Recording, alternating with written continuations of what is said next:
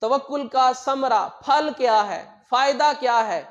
قرآن مجید میں رب تعالیٰ ارشاد فرماتا ہے کہ اگر تم اللہ پر توکل کرو تو رب تعالیٰ تمہاری مدد کرے گا، اللہ کی مدد نازل ہوگی۔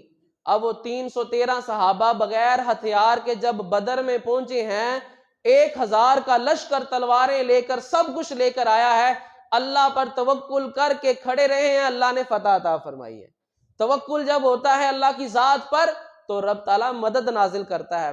اب یہاں میں مزید ایک چیز کی وضاحت کر دوں، ہمارے پاس ایٹم ہے، ہمارے پاس میزائل ہیں، ہمارے پاس بڑا اعلیٰ اسلحہ ہے، اس کا حکم بھی اللہ نے دیا ہے، لیکن اگر ہمارا بھروسہ ان ایٹموں پر ہوگا تو پھر کوئی مدد نازل نہیں ہوگی۔ مدد تبھی نازل ہوگی جب بھروسہ اللہ کی ذات پر ہوگا۔ اگر اللہ کی ذات پر بھروسہ ہو، بغیر ایٹم کے بھی رب فتح عطا فرما دے گا، اور اگر اللہ کی ذات پر بھروسہ نہ ہو، ان توپوں پر بھروسہ ہو، جس طرح امریکہ کو بھروسہ تھا اپنی توپوں پر، اپنے اسلحے پر، افغانستان میں 20 سال لڑتے رہے، سب کچھ پاس تھا، وہ صحرا نشین، صحراؤں میں رہنے والے، وہ سوکھی روٹی کھانے والے 20 سالوں میں ان کو شکست نہیں دے سکے۔ کیوں؟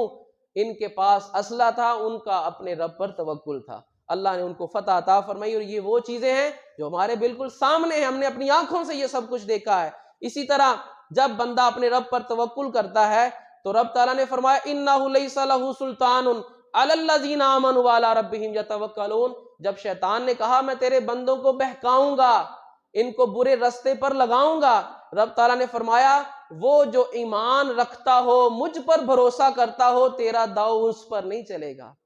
یعنی جو اللہ پر توکل کرتا ہے، رب تعالیٰ اس کو شیطان کی سے حفاظت میں رکھتا ہے۔ اسی طرح جو توکل کرتا ہے، رب تعالیٰ اس کو رزق دیتا ہے، اور یہ حدیث کئی مرتبہ بیان کی۔ آپ صلی اللہ علیہ وسلم نے ارشاد فرمایا لَوْ أَنَّكُمْ كُنْتُمْ تَوَكَّلُونَ عَلَى اللَّهِ حَقَّ تَوَكُّلِهِ لَرُزِقْتُمْ كَمَا تُرْزَقُ الطَّيْرُ۔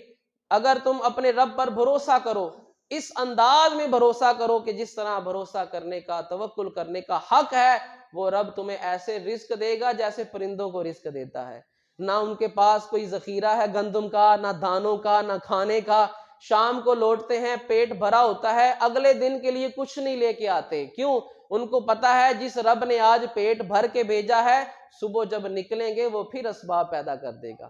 ایسا توکل اگر تمہیں اپنے رب کی ذات پر ہوگا تو رب تمہیں وہاں سے رزق دے گا جہاں تمہارا گمان بھی نہیں ہوگا۔ اسی طرح جو بندہ اپنے رب پر توکل کرتا ہے، رب تعالیٰ فرماتا ہے وَتَوَكَّلْ عَلَى اللَّهِ وَكَفَى بِاللَّهِ وَكِيلًا، وَكَفَى بِاللَّهِ وَكِيلًا، اور اپنے رب پر بھروسہ کرو، بے شک تمہارا رب بہترین وکیل ہے۔ وکیل کا معنی پہلے میں نے بیان کیا، وکالت کیا ہوتی ہے؟ کسی کے سپرد اپنا معاملہ کر دینا۔ تو ایسی ذات کہ جس کے سپرد ہم اپنے معاملات کریں، سب سے بہتر ذات وہ اللہ کی ذات ہے۔ وَمَن يَتَوَكَّلْ عَلَى اللَّهِ فَهُوَ حَسْبُهُ، یہ جملہ چھوٹا ہے، بات بہت بڑی ہے۔ رب تعالیٰ فرماتا ہے جو اللہ پر توکل کرتا ہے فَهُوَ حَسْبُهُ، اللہ اس کے لیے کافی ہے۔ حسب، حسب کا معنی ہوتا ہے کافی ہے۔ پنجابی میں اگر میں اس کا ترجمہ کروں تو رب ہی بتھیرا ہے اس کے لیے، رب تعالیٰ اس کے لیے کافی ہے، اس کو کسی اور شے کی اب ضرورت ہی نہیں رہ جاتی۔